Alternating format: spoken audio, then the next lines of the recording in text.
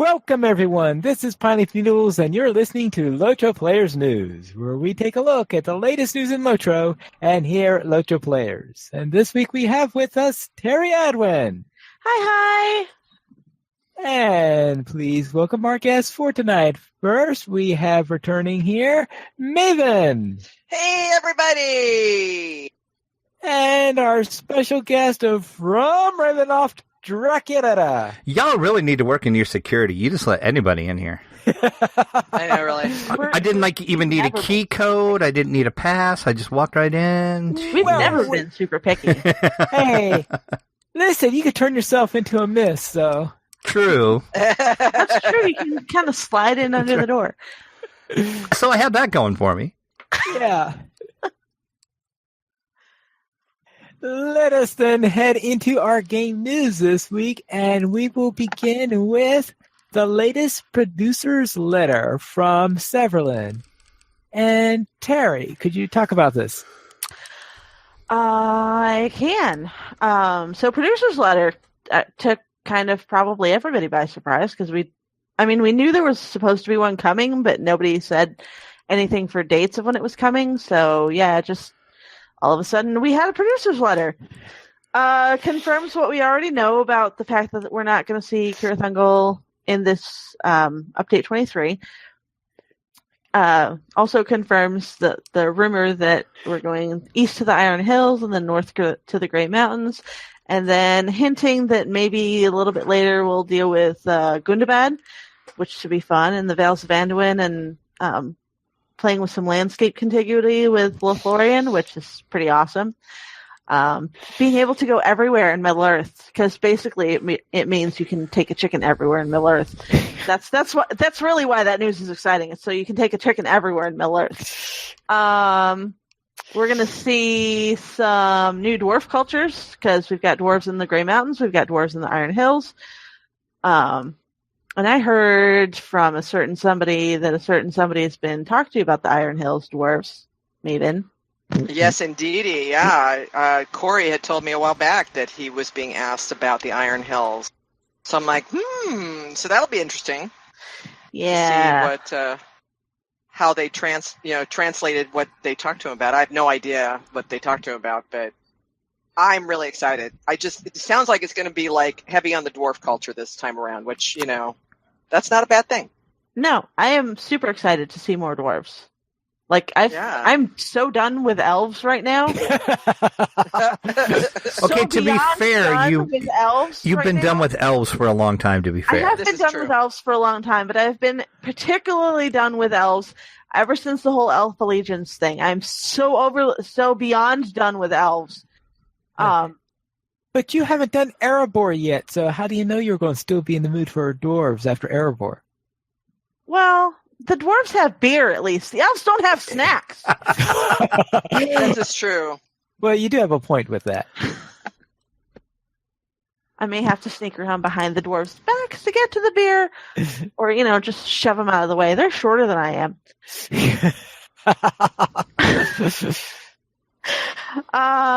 And some more discussion, a little bit of discussion about the class changes, confirming what we already know, that they're not doing like everything all at once. They're just going to be doing smaller changes, which is a good thing, because it means we won't see, hopefully, tons of drastic changes dropping on everybody. And it also means that everybody won't be waiting for months and months and months. When are you getting to my class?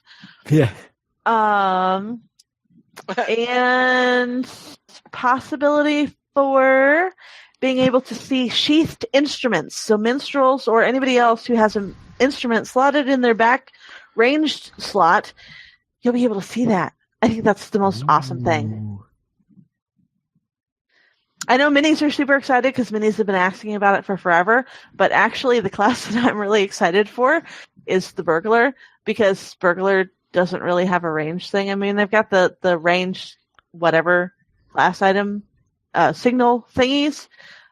Who uses those? They're for fellowship maneuvers. So yeah, I'd totally stick an instrument back there. That would be awesome. I could just imagine a hobbit burglar running around with the largest instrument you can think of. This great big huge harp. Yeah, this great big huge harp. Uh-huh. Or if they really do bring in bassoons, I could just imagine running around with a bassoon on your back. Then we can ask for bigger drums. A kettle drum. Kettle drums, yes.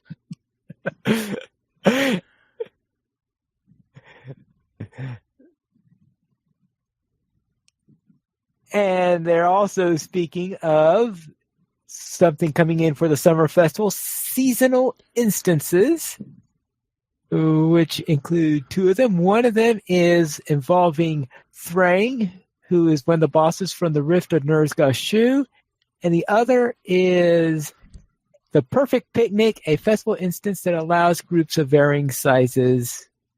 So that means it'll have solo, small fellowship, full fellowship, and I think raid also. So therefore, we'll have scaling similar to that 1, of the 3, skirmish. 6, and 12, I believe, are the sizes. Yeah, 1, 3, 6, and 12.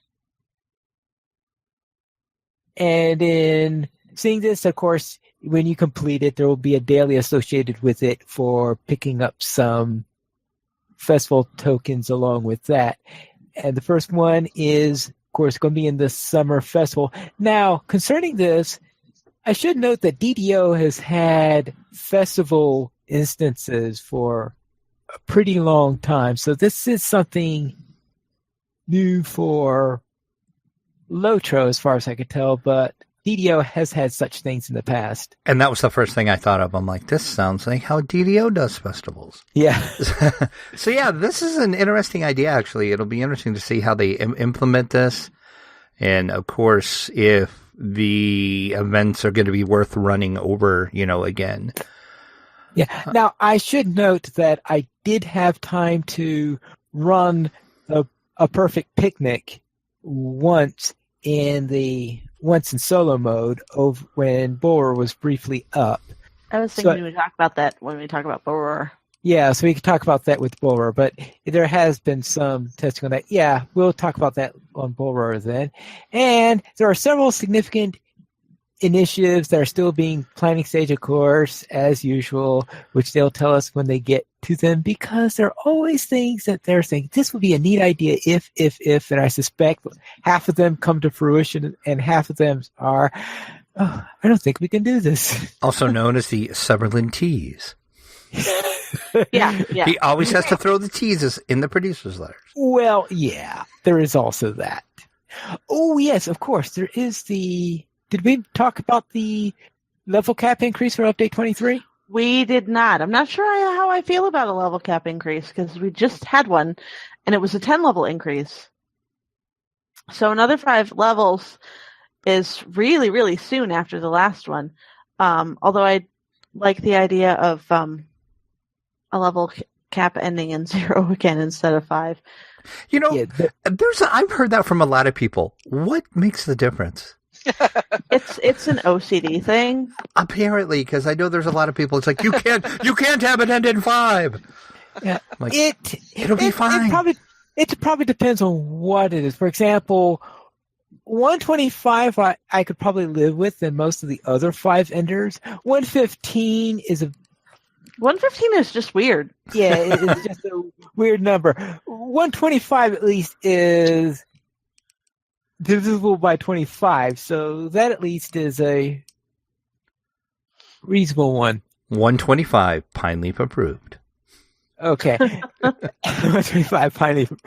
Yes, but concerning a level cap increase, at first, in the past, I've usually been thinking that level cap increases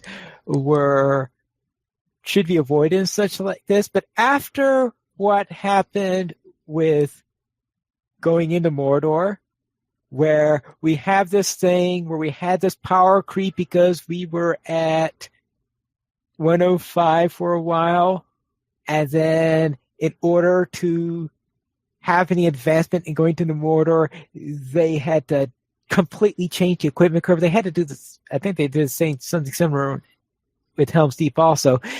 At I think that, yes, it's a real pain having a level cap increase, but it's even worse by going 3 years. Okay, I'm exaggerating with the 3 years bit, but going a long time without a level cap increase and then suddenly increasing it after that because it always fouls up their itemization system. And that's worse than having smaller increases in between. At least that's how I've been feeling lately.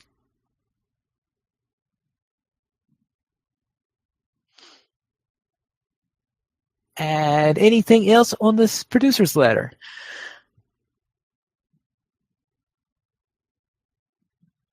Then let's head into Bulwer then. Which is Bulwer build Except number we 2. can't because it's closed for the weekend again. Well, yeah. So annoying. So apparently, yeah, I don't know why Bulwer is up only for during the week. Because traditionally we have It'd be had nice to weekend know when builds. during the week it goes up, because if it went up on like Tuesday, that would be great, because then I could log in on Tuesday instead of waiting until Right. Thursday to try updating it, and then I get like 3 hours before Friday comes, and by the time I get home on Friday, it's closed again. Okay. Right, because I usually heard about it on Tuesday when it did open up.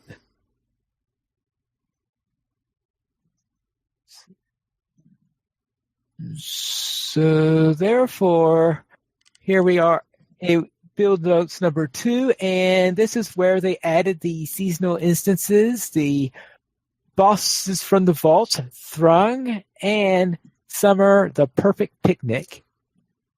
And the one piece of feedback that I heard was that people were complaining about the Thrang instance being too hard, and other people are like, guys, it's supposed to be a seasonal instance that you can Did you complete. say that?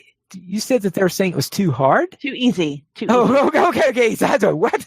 Yeah, I misspoke. They're saying it's too easy.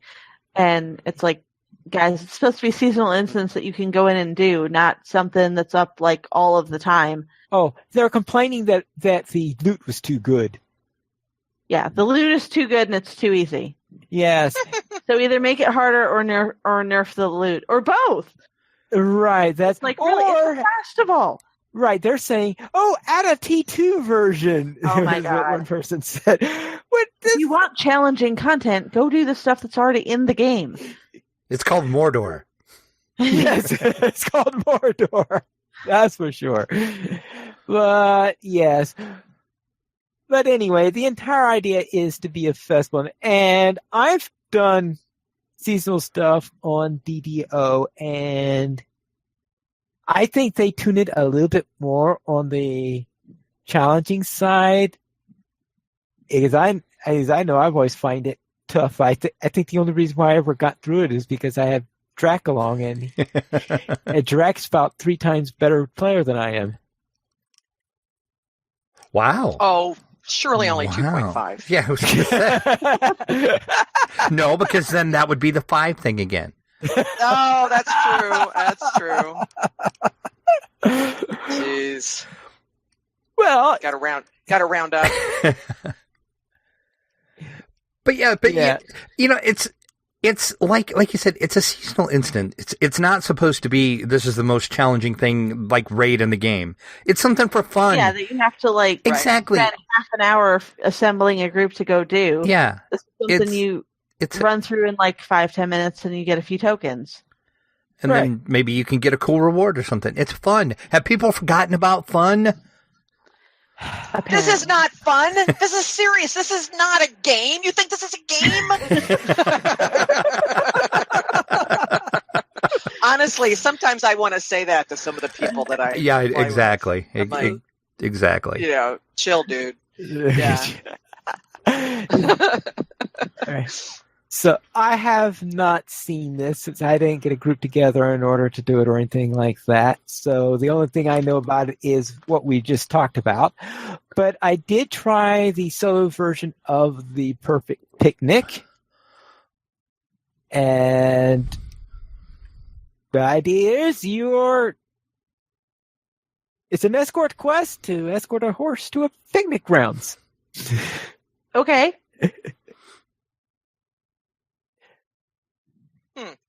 Yeah, but that's at least what the solo version felt like. And I would presume that all the versions are pretty much the same. It's just that the enemies are probably tougher, more numerous I suspect in the larger ones, similar to a skirmish, because it had a lot of things in there, except with the absence of a skirmish soldier. A lot of things in there looked very, very familiar to me. And in fact, I think I could almost call this survival picnic. That's amazing.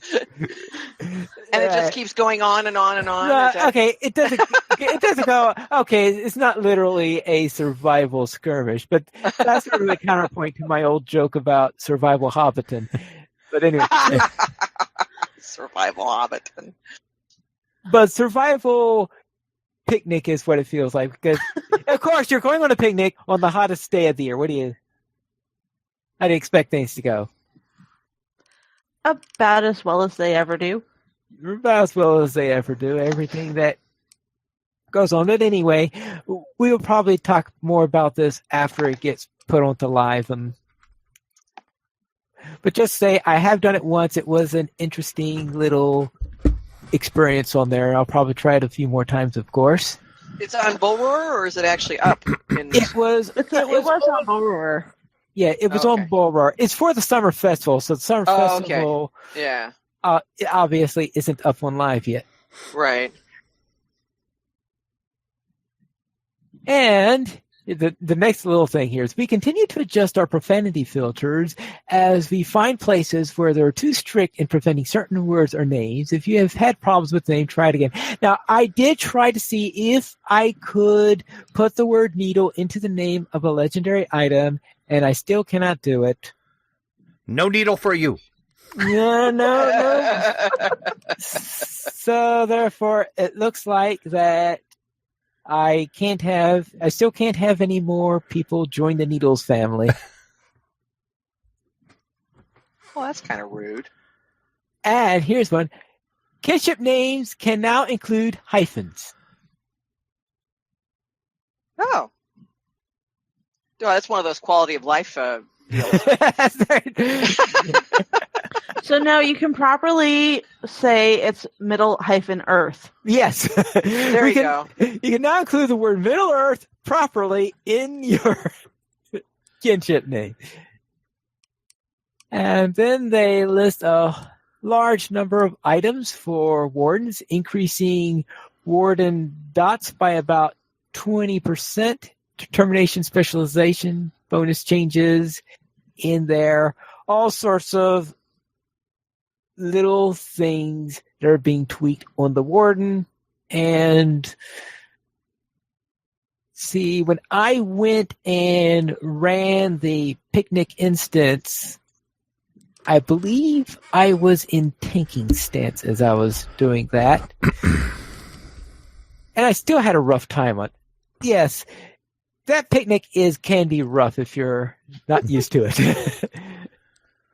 So if you're finding the Thrang instance too hard, just go to a picnic. Now, I don't know what's going to be like in larger groups or anything like that. But as I said, I only did it once with my warden, and of course I was still trying to figure out, okay, now what do you have in here? And of course there are also some changes to the champion. And Terry, I know you didn't have a chance to test them out, but did you see anything interesting in the notes?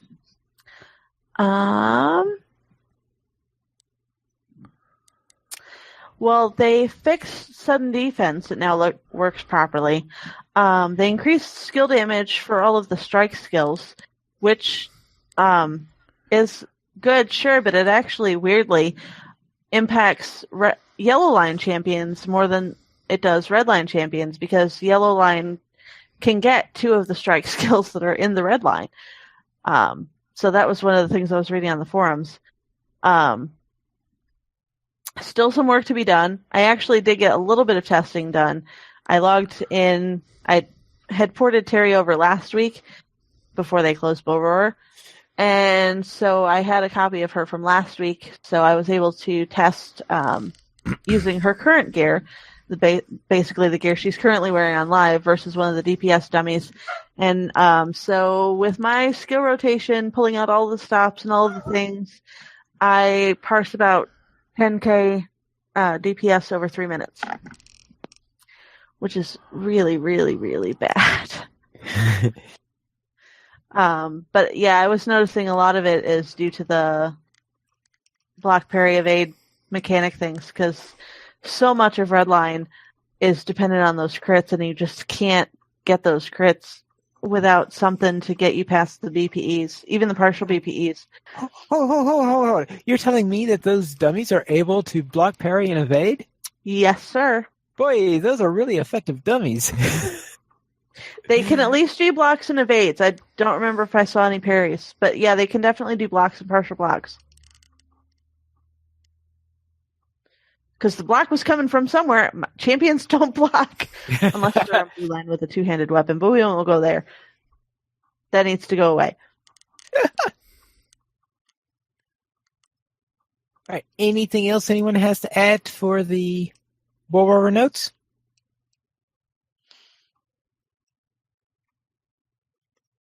Then let us head into the beacon. And looking for some new tavern-style music? Then check out those players at Spotify channels to help you relax before your next adventure. All right. And Fibro Jedi is back with another episode of his Warden gameplay where he bashes on some orcs in the Lone Lands. Always a good time. Always a good time in there.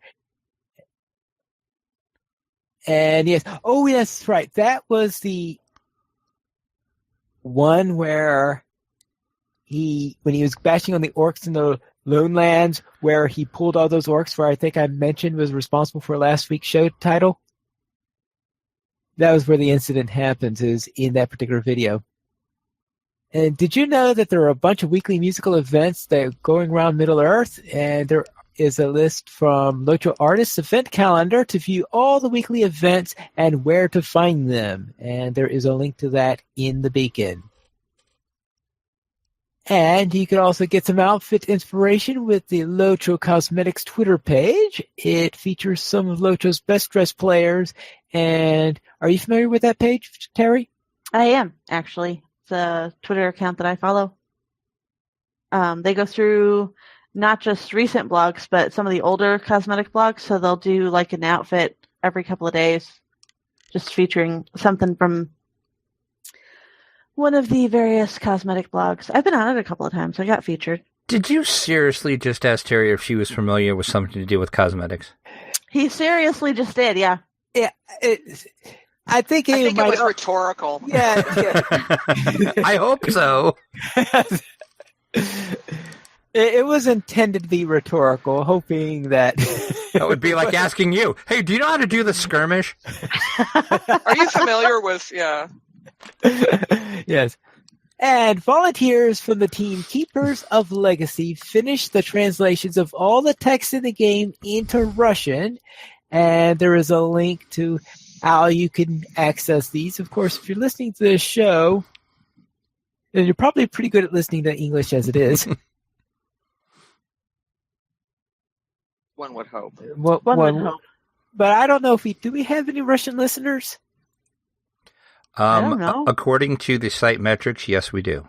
Okay, well then. Matter of fact, we're pretty popular in Russia, according to the visits that we get on a daily basis. Very well then. Then to our Russian listeners, then yes, we do have the translation field, and of course there is a link in the beacon. The Alliance of Middle-earth is a Gladden server kinship looking for recruits of anyone and everyone. They enjoy questing, crafting, deeding, and much more. AME is a close-knit casual kin where everyone is welcome. Contact Payson, Jack O'Neill, and The Kroger in-game or check out their website. And now our weekly comment. Name the best tavern in LOTRO. That's a hard one. Apparently, the dwarf at the front of the beacon this week thinks that the maze is the best tavern. Okay, but look, that's not really a tavern. A tavern needs to have walls and a roof. I gotta say, the Mumac and Keep is pretty awesome. As somebody who has regularly gone on pub crawls in Middle-earth, I really like a lot of the Minas Tirith ones. My favorite I actually featured on my blog. It is the Splintered Shield, which is in the Soldier's Tier in Minas Tirith.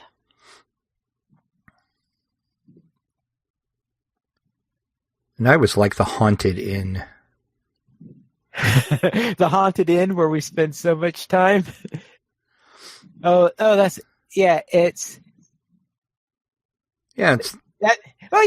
that's where you get your first skirmish in Mirkwood. Yeah, see, I knew Pineleaf would know it. Yeah, I don't know. I was like that. Because it's kind of in an out of the way place. It's kind of got some It's creepy and full of elves. See, exactly. Yeah. What's not to love? It's kind of redundant, isn't it? Creepy elves. Now that I think about it, it is located fairly close to some of Drax's favorite critters in the game, which are the Moraval. Mm-hmm. See? What's not to love?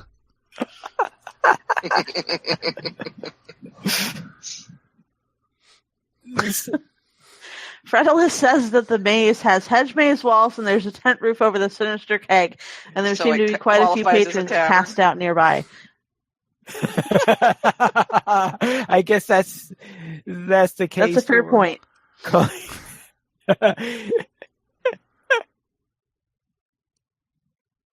Yeah, there is that.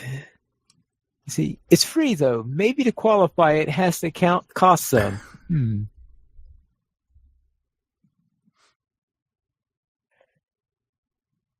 Oh, that was Sam Burke's response to Fredalus.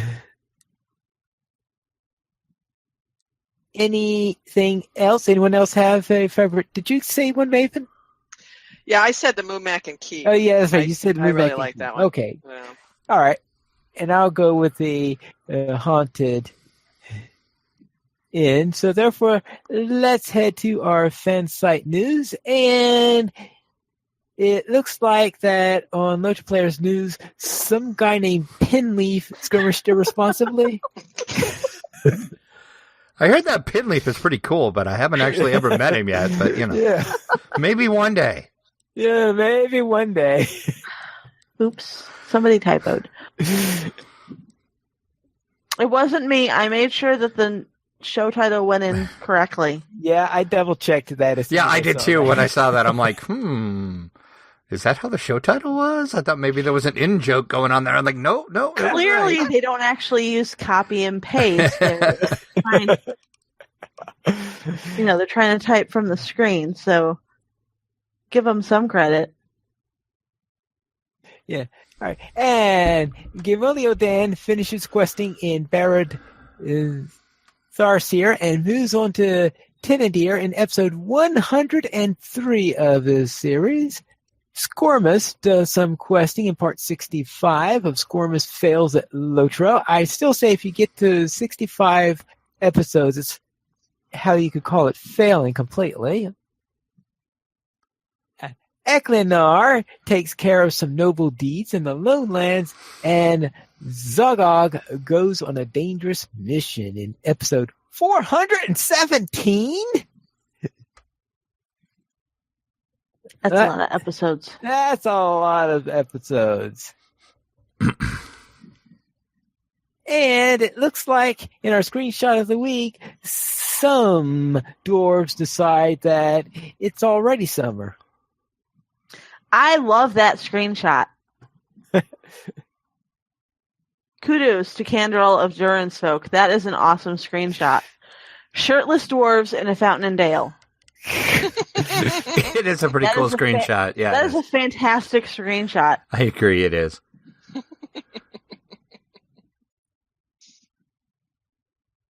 That takes a lot of work getting your characters positioned like that.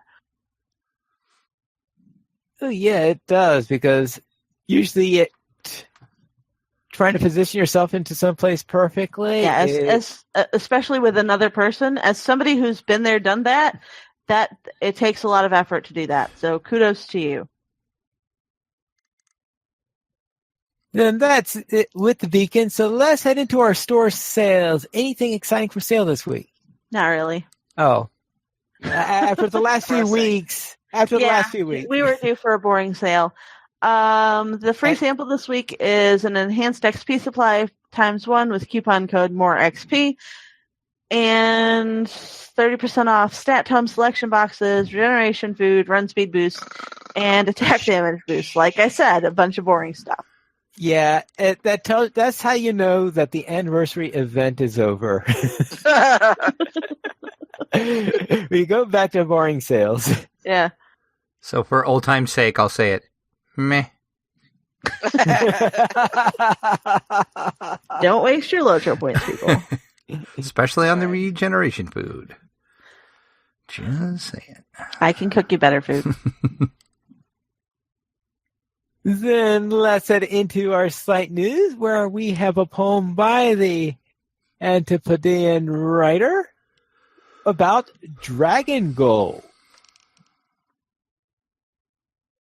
Large gleaming hordes of elvish gold that feed the dreams of men unfold.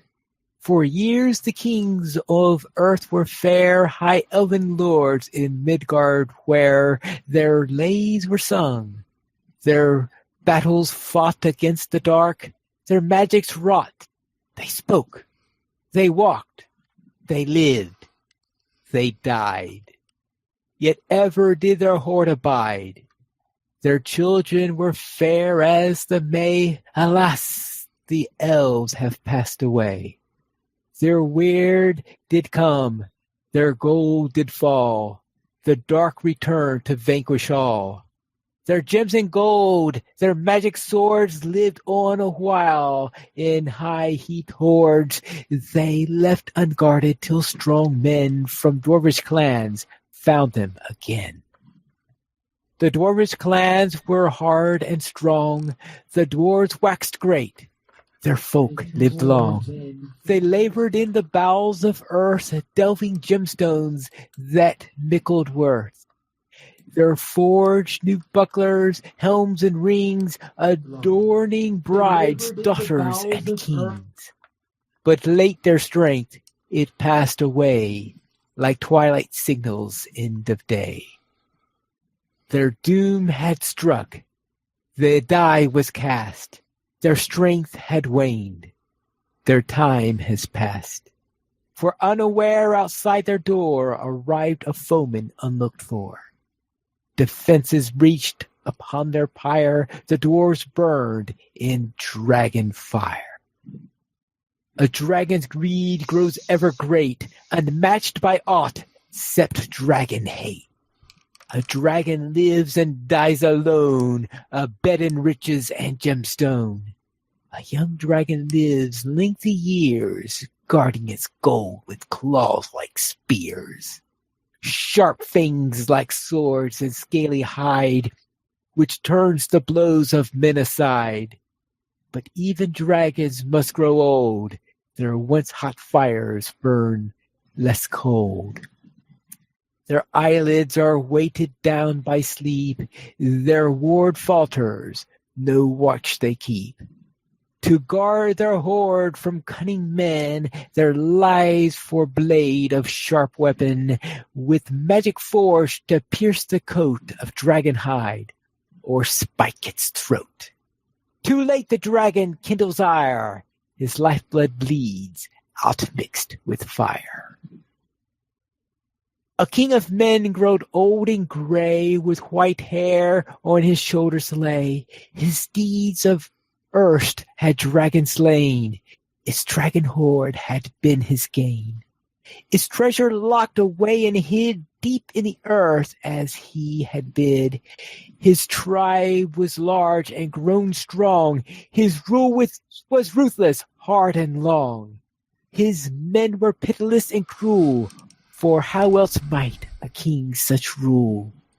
In time his warrior strength decayed, and evermore at home he stayed.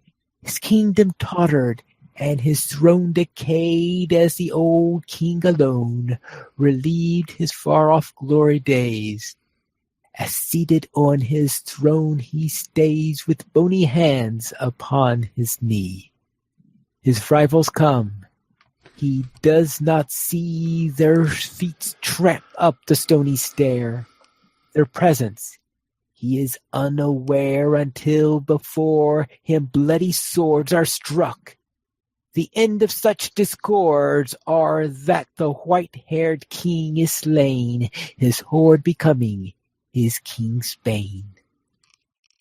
The king is slain, the dragon dead, the dwarves are burnt, the elves are fled. The darkness came, the doom did fall, grim weirds have overwhelmed them all. The treasure of ages cursed by ill use, greed, and lusts of erst is buried deep in hollowed stone, nor rays of sunshine long since known.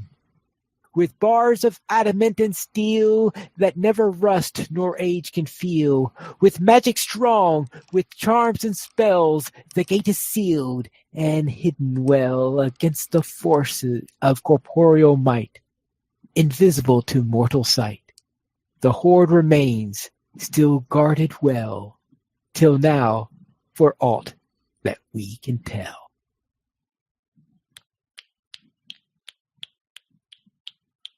That was really good. It was long, but it was really good. That was quite a poem.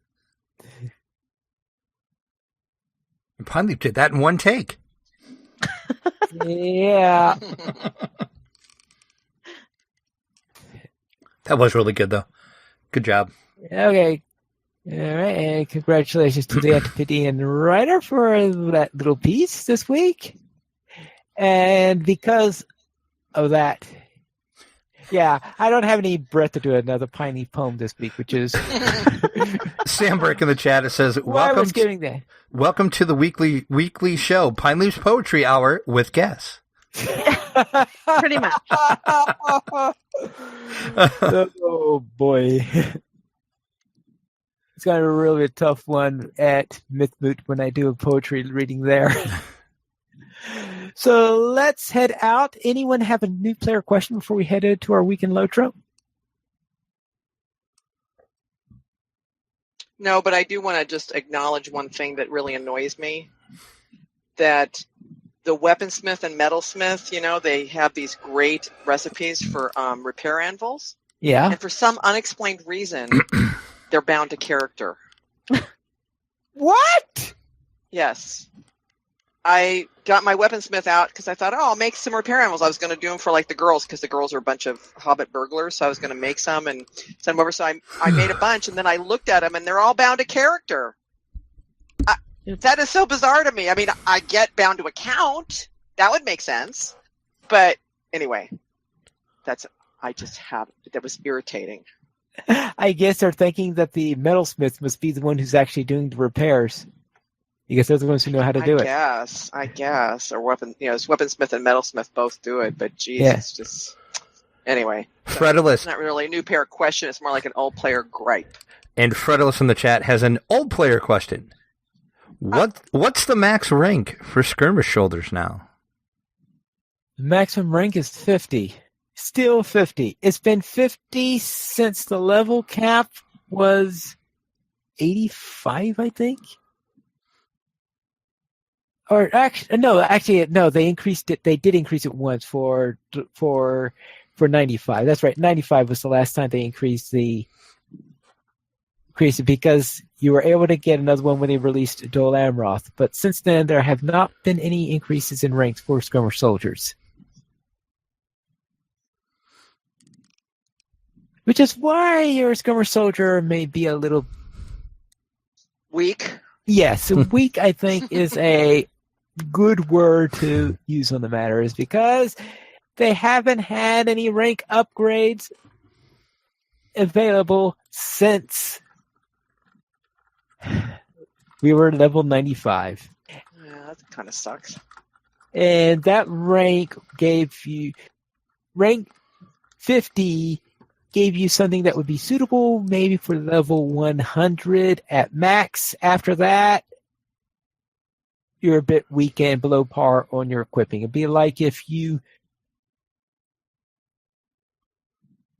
were not allowed to get weapons above level 100 as a character, and of course, not having the advantage of imbuement either. You gotta wonder if that's like an oversight that they're just not thinking of. Because you would think it's about time for another upgrade to that. I we don't haven't got know. a new skirmish in a while, but I guess with maybe seasonal instances, maybe we can get them to take a look at that. We shall They'll see. do it Steering for Ms. stone. We need to Marple. take a look at skirmish soldier ranks, please and thank you. Well, yes, of course. Could you consider that they still haven't upgraded the skirmish raid rewards since they put the level cap up? So therefore, if you open up the special chest for skirmish raid rewards, it's level 105 loot. I know, really impressive. Yeah, that's a real incentive, isn't it? Yes, therefore, we'll see what happens. Maybe they'll remember to do it when they go up to level 120, or it'll still be level 105 loot. No, I know. We raise the level cap to 120, and we'll make the skirmish raid loot Skirmish loot will be 106. Yeah, 106, yes. Well, 106 actually is a pretty serious upgrade because It is. 105 is just pathetic. Let's head into our weekend LOTRO. And Terry Adwin, what were you up to? Well, remember how last week you were talking about how you skirmished responsibly and you went into the courtyard and you pulled the whole thing, except you had the whole thing plus counterattack because you pulled part of it early? Right. And Cinders asked me if I had done it, and I said yes. Well, it occurred to me that I haven't done it in a while. So I did that. I pulled up Trouble in Tuckborough, and I ran through the skirmish. I skipped the West Farms encounter because I just really didn't feel like running all the way out there. And I get to the courtyard, and I just ran in and I pulled the whole thing. And I don't remember which bosses I had, actually. I know I had a Venomous Blood Arrow, and I don't remember who the second one was. I think maybe it was a Deathmonger? I don't remember. I was too busy running around and trying to keep my herbalist alive. But honestly, running a Tier 1 skirmish on Terry, a Tier 1 solo skirmish on Terry, always feels a little bit easy-fied to me. So I guess I probably shouldn't complain about other challenging content too much, because Tier 1 solo skirmish is just kind of a walk in the park. Anyway, I cleared the whole courtyard. Didn't really have my morale even dip all that much. So yeah, and then I got payback when later on in the week we were doing our typical Thursday night, and we get to the Dale bit of the storyline where you have to go after this guy who stole a thing that he really shouldn't have taken and he shouldn't have put his hands on, and he's got various waves of enemies that come help him beat you up. And I died in the second wave. It did not go well.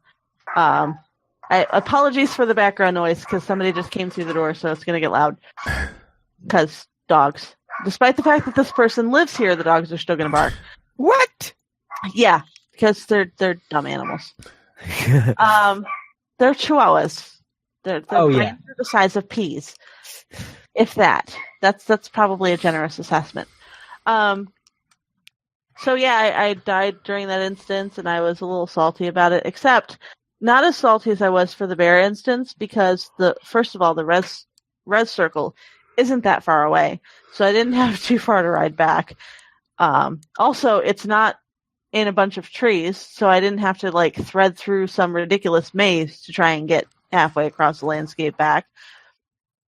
And then I went into the instance the second time a little bit better prepared. I chowed on some food, and I read some scrolls, and I used a hope token, and I used some buffs that came out of Hobbit presents, yada, yada, yada. And then I made sure to actually give myself time to fully heal up in between waves, which I didn't do the first time around. So I didn't go splat the second time. So yeah, we wrapped up some of that, but we're not done in Dale yet. I'm ready to move on, but we're not done. I'm really ready to move on, but we're not done. I am actually really fascinated by the story that's going on in Dale, though. The whole culture thing that they've got with a couple of different factions of Easterlings is really, really super fascinating to me. So, yeah, awesome job there. And Other Champion is finishing up crafting his goodies for the girls of Middle-earth, because that's tomorrow that they do. Yeah. So lots and lots of crafting. It's funny because when we were doing the pre-show bit, I was talking about he's doing tier 3, which is expert tier crafting, which is like the delicious crispy bacon and a couple of other things, and all of it takes green onions. So I said, I've only got 1,500 green onions. I should make some more. They're like, how much crafting are you doing? But see, I don't do crafting, except occasionally I get on this kick where I decide to make food.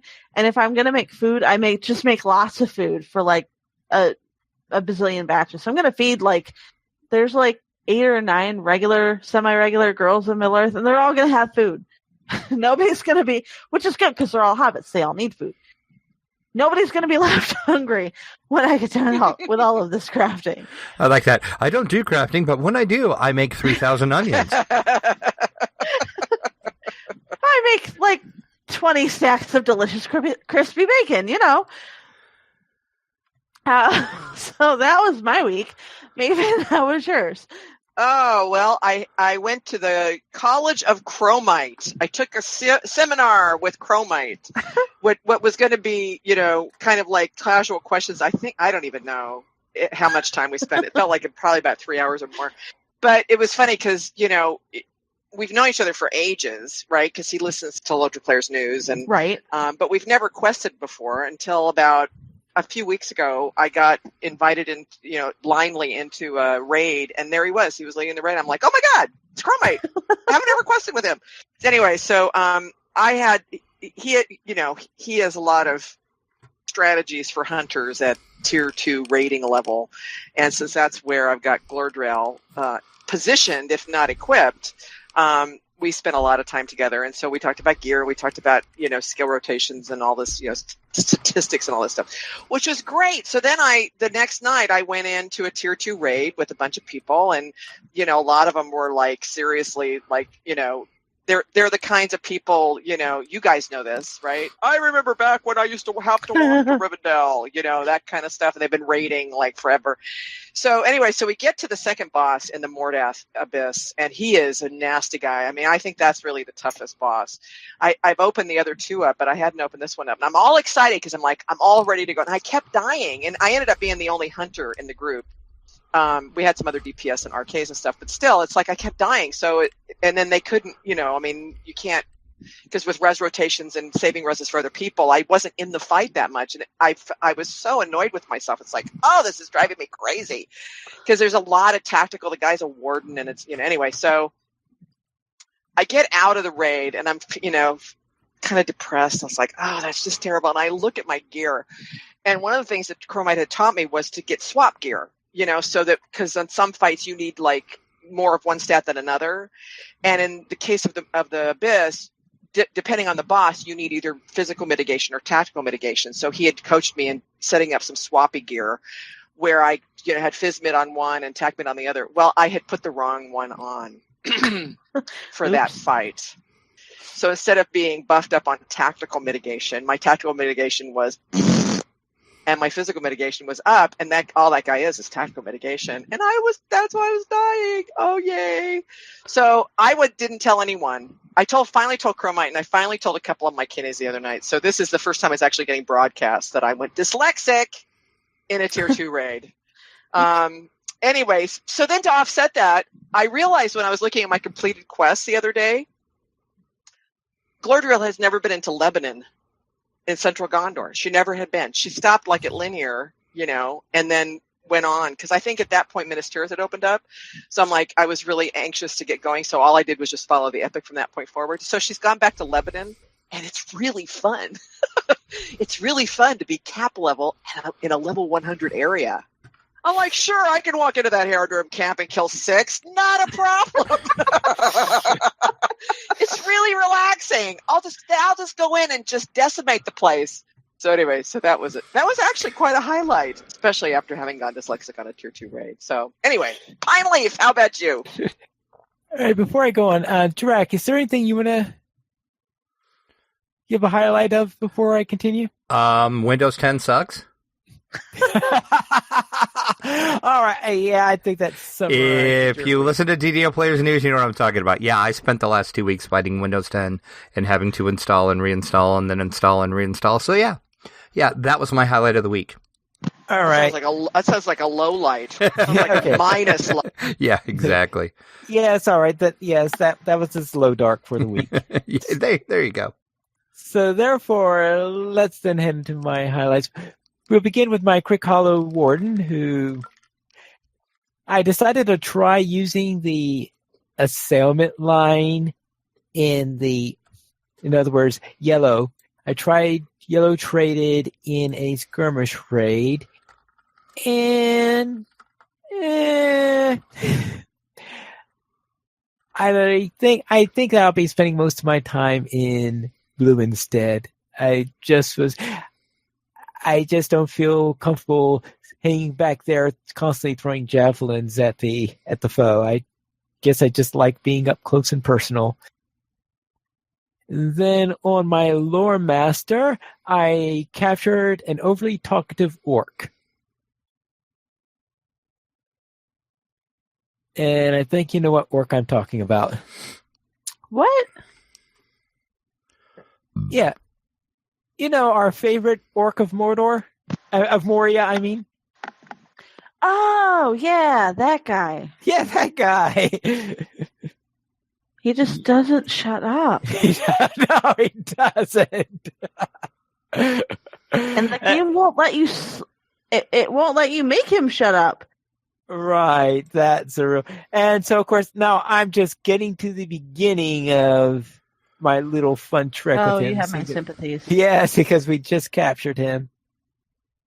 So now we're going to have to worry about all that fun stuff that will come afterwards, which means, of course, that I finished book 7, which means that now I'm getting ready to start book 8.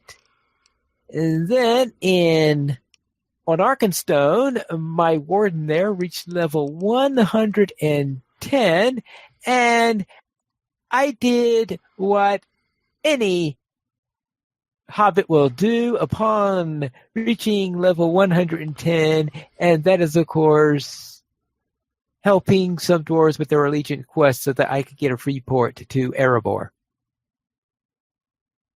Because I'm thinking that if you just do one allegiance, if you insist on doing one at a time, now there are different ones you might want to do from a perspective of role playing. For example, Don't do the elves.